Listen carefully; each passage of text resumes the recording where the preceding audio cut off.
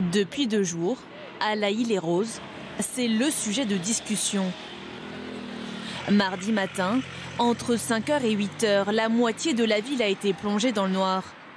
3 heures sans électricité, une coupure de courant revendiquée par la CGT Énergie. Beaucoup de laïciens m'en ont parlé après derrière en disant on ne comprend pas. Puis on a eu vraiment cette question de dire mais pourquoi, pourquoi nous prendre nous en otage, nos enfants en otage?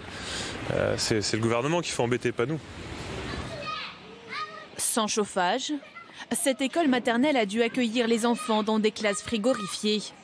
Le collège n'a pu ouvrir ses portes qu'en début d'après-midi. Et pour le maire, les conséquences auraient pu être beaucoup plus graves.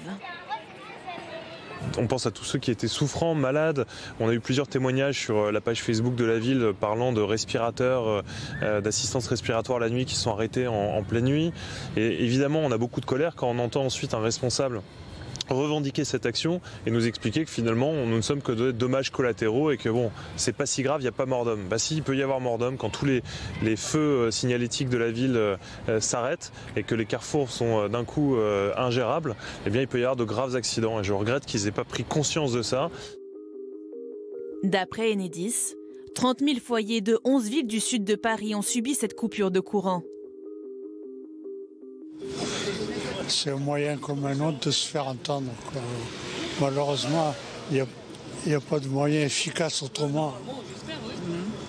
Non, mais enfin, ça gêne quand même un peu, c'est bien, mais trop, c'est trop. Hein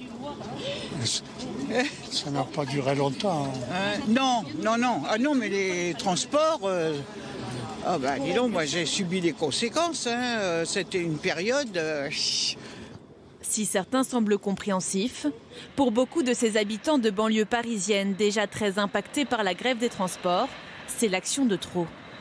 Je trouve que c'est de l'égoïsme. Ils pensent qu'à eux, ils ne pensent pas aux autres.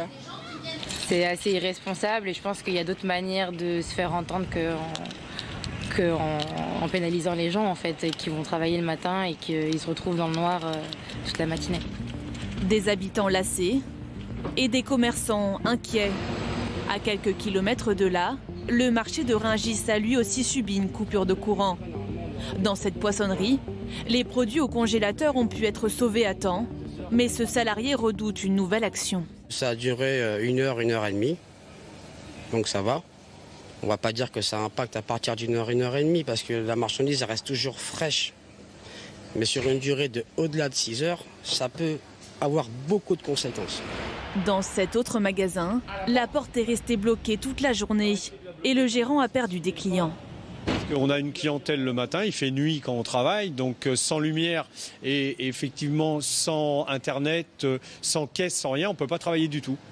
Donc on est complètement bloqué. Enedis affirme vouloir porter plainte contre les responsables de ces coupures d'électricité. Les auteurs risquent jusqu'à 1 an de prison et 15 000 € d'amende.